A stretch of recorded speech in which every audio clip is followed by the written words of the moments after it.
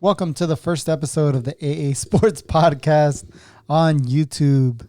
My name's Art, here with my brother Alex. What's going on, guys? What's going on? Starting 2021, we want to put the podcast on YouTube. So after recording 9,726 times, hopefully this one's the charm. This one's the good one. This one will be the one that's up on YouTube. Thank you guys for always listening and hopefully now tuning in. So yeah, let's get started. We're going to talk about the first big fight of 2021, which was Ryan Garcia picking up a huge win over Luke Campbell. Alex, before the fight, what'd you think of Ryan Garcia taking out Luke Campbell? I thought it was a good fight. I thought it was going to be a good test for Ryan Garcia. We were going to see where he was at. Yeah, I think this was the most dangerous opponent he's faced to date, obviously. Definitely. And I think it sucks to say, but Luke Campbell was like a measuring stick. You know, Lomachenko beat him. Linares beat him.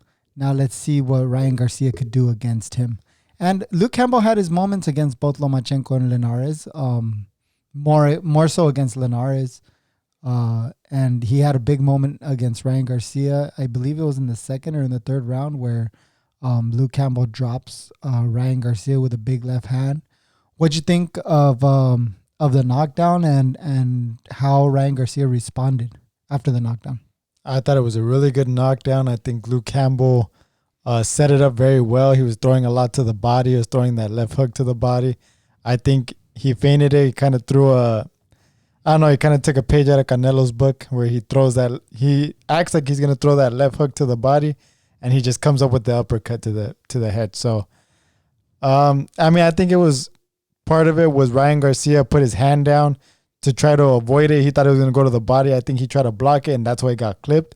But yeah, perfect shot by Luke Campbell. But I think Ryan Garcia took it like a true fighter. I think that was a question that we had about Ryan Garcia. When he gets dropped by somebody who can punch, how is he going to react? And I think he passed the test.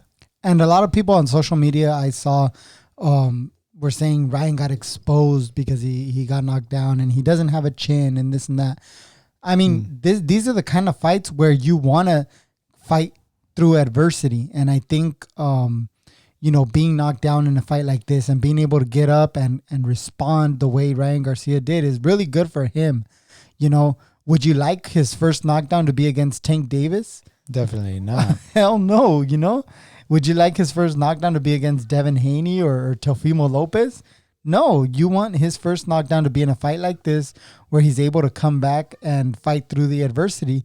And I think in the long run, a knockdown and even just the fight in general, this fight is great for Ryan Garcia in his career. So obviously he knocks him down with a big left hook to the body in the 7th round, I believe, if I'm not mistaken. Right. Gets him, drops him. Luke Campbell was definitely not getting up after that one. Beautifully placed body shot. Going to be one of the best body shot knockouts that we see this year, definitely. And I know it's just the beginning of the year, but, how many body shot knockdowns do you really see? Not much. Especially from Ryan Garcia, he doesn't really throw to the body much at all.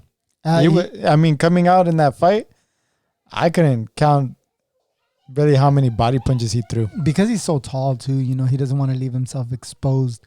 But I think Luke Campbell's style definitely gave him the option of throwing to the body and landing a clean body shot like that. Now, I didn't think he was going to stop Luke Campbell. So I think I was impressed. I was impressed by the performance. I think a decision victory would have been just as impressive, but just stopping him with the body shot like he did is just like a cherry on top of that performance.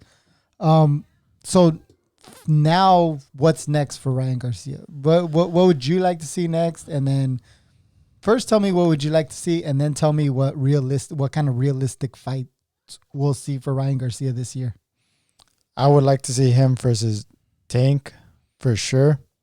I think that's the number one fight everybody wants to see. Mm-hmm. And then him and Devin Haney.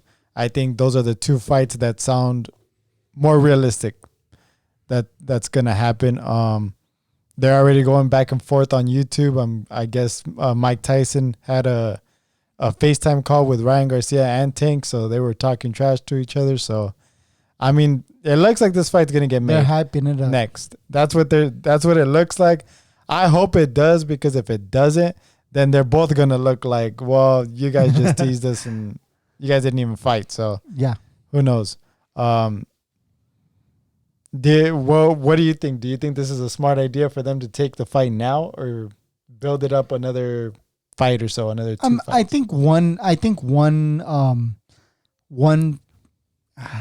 not tune-up fight, but like a fight where both guys are fighting like close to the same day. You know, let's say they fight like a week apart, and you have Ryan Garcia against Linares, and then you have Tank against somebody else. Maybe like a Richard Comey or something like that, a Robert Easter, or just somebody in that range where they both get victories and they both call each other out, and then towards the end of the year you set that up. I think that's something that could realistically happen, and it's something that I think. I mean, dude, I would do like a Fortuna Tank because of the PBC thing, Showtime thing, and then like a Linares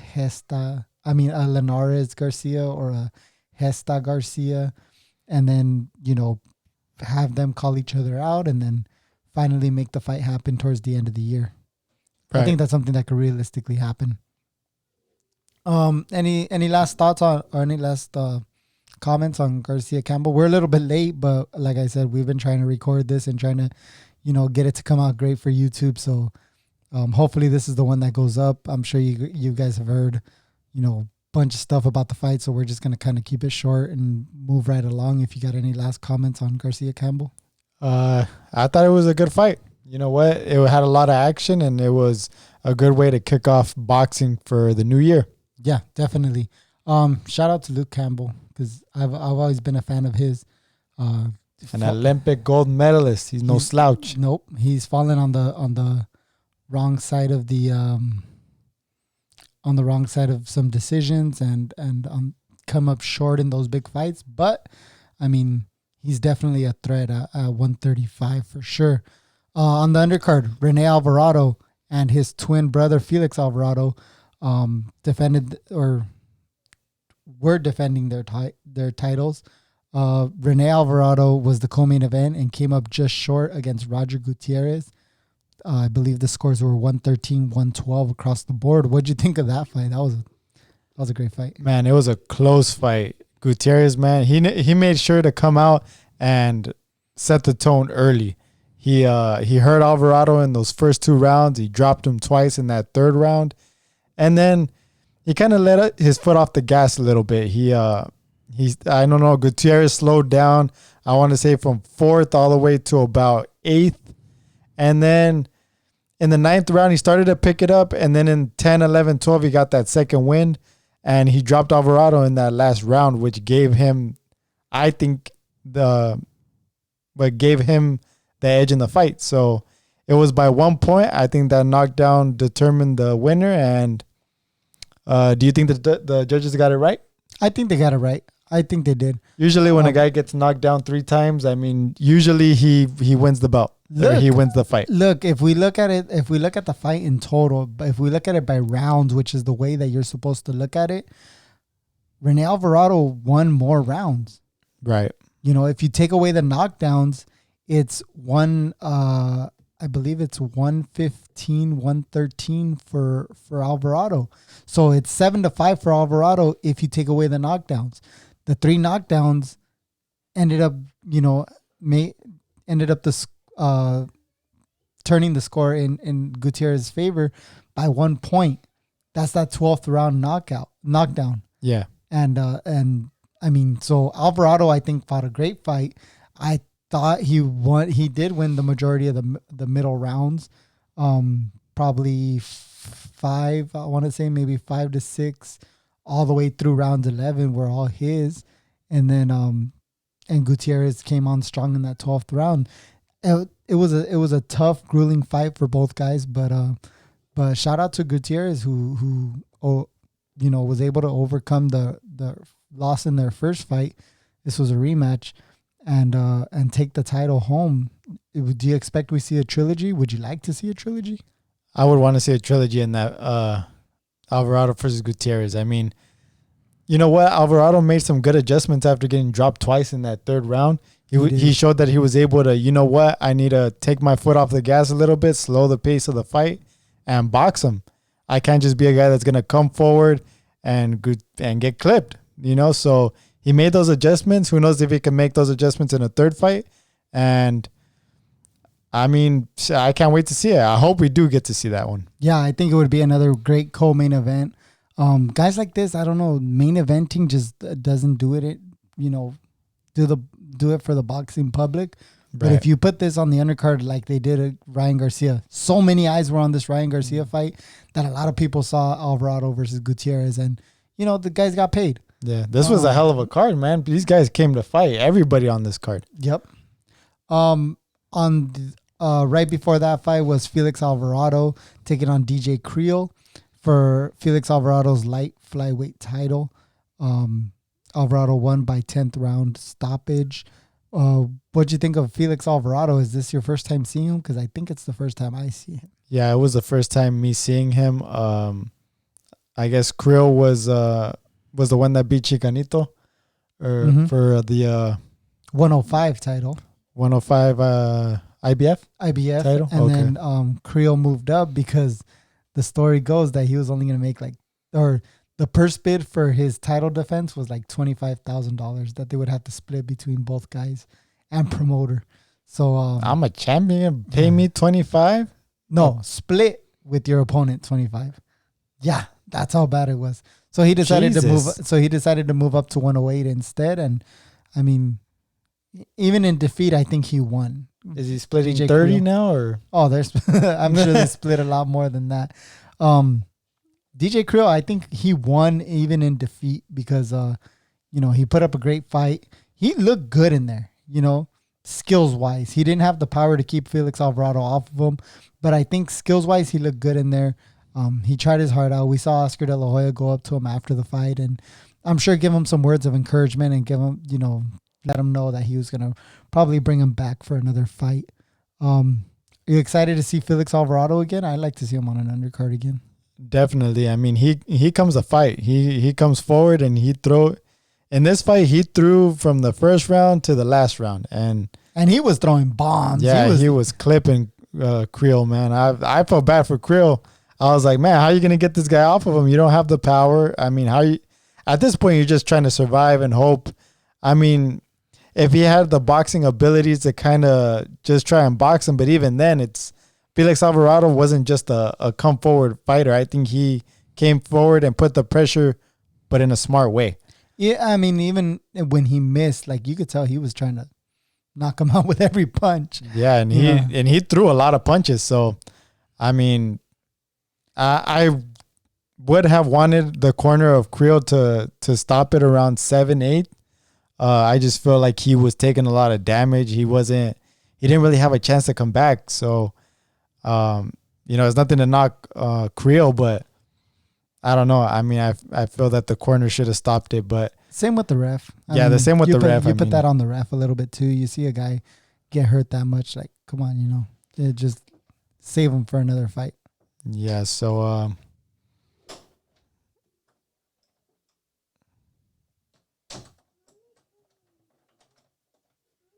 sorry about that. Also on the undercard, we locked the door on your kid, man. What's going on with you? What kind of parent are you? We're recording. We're almost done. I told him he could wait a little bit. That's how you take care of business, guys. That's how you put your foot down. Mom's out there taking care of him, so don't worry. That's how you put your foot down. Yeah, but I don't want the people to think that they're just out there abandoned in the living room. I'm trying to save you here. Well, we're in the studio and my wife's taking care of him. What studio? We're in my room.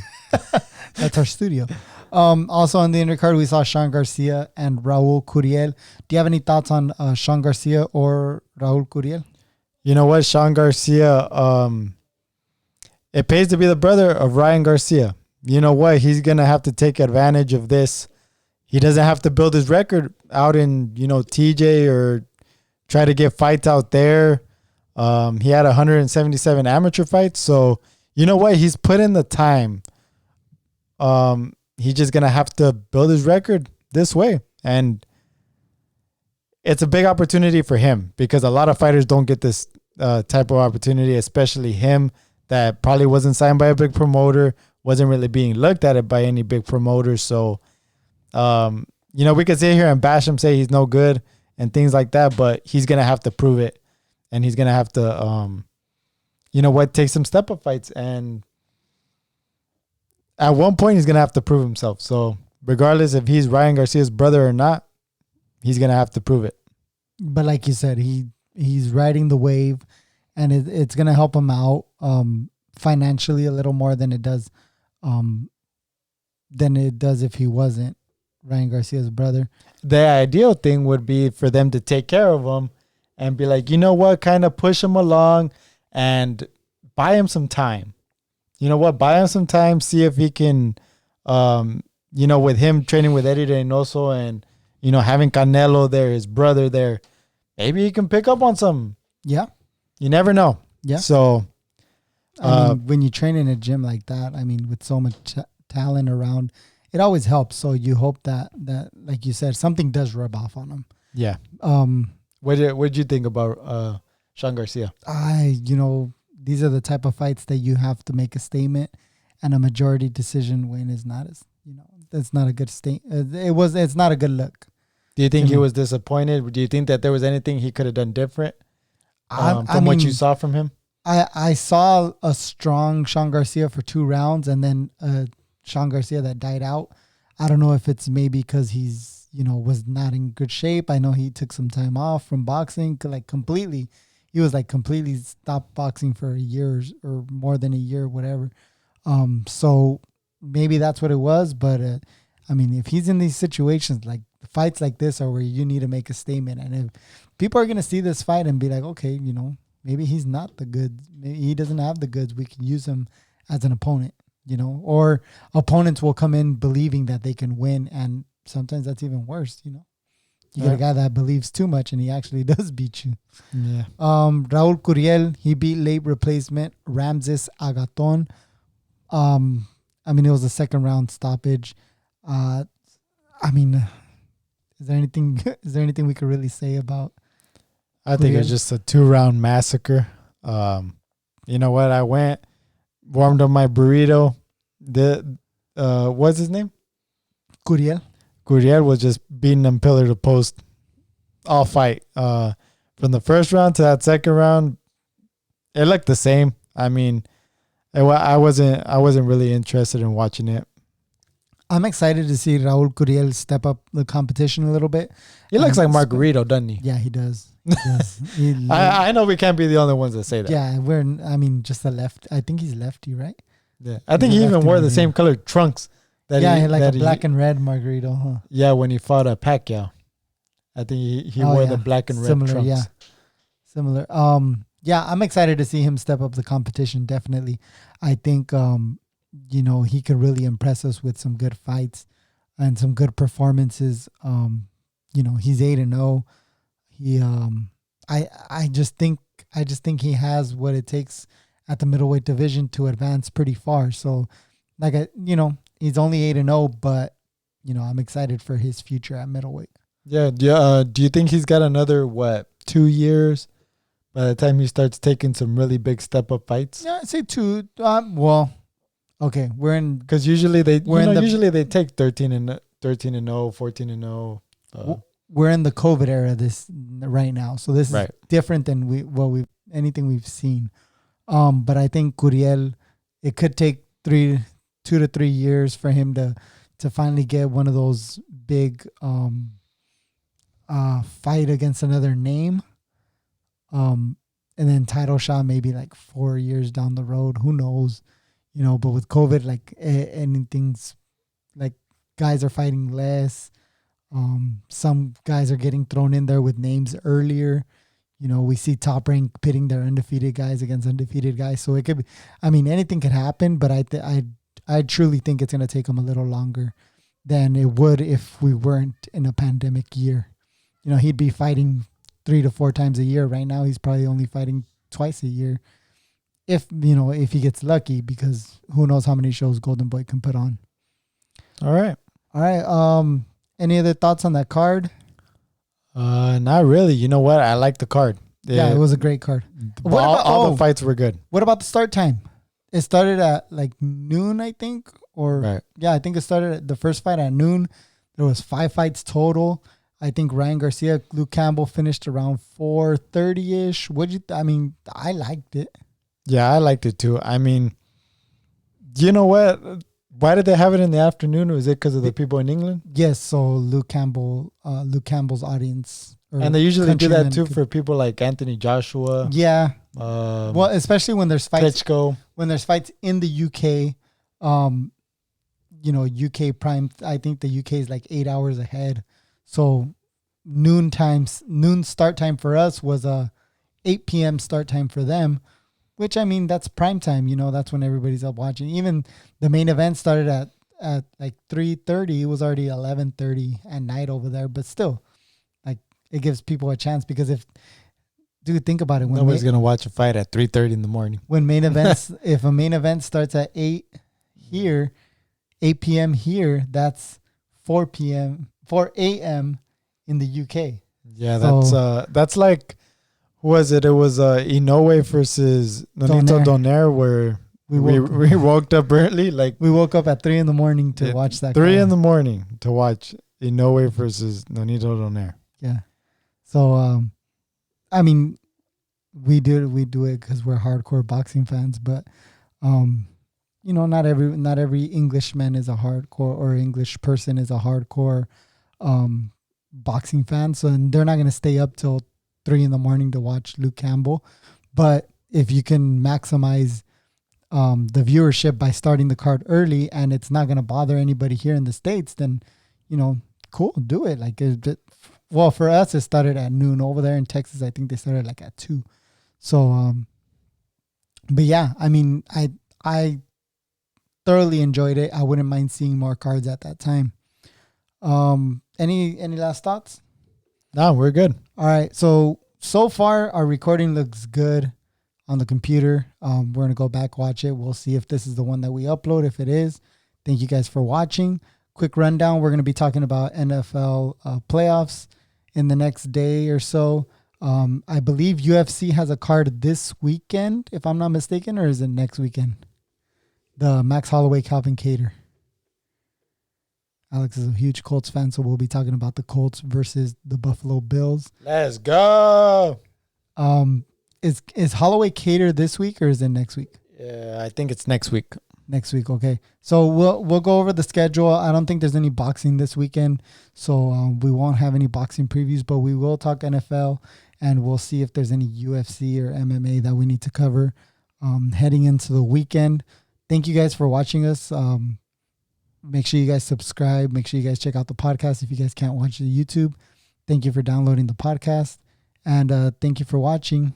And this was another episode of the AA Sports Podcast. We'll talk to you guys next time. Peace out, guys. Peace.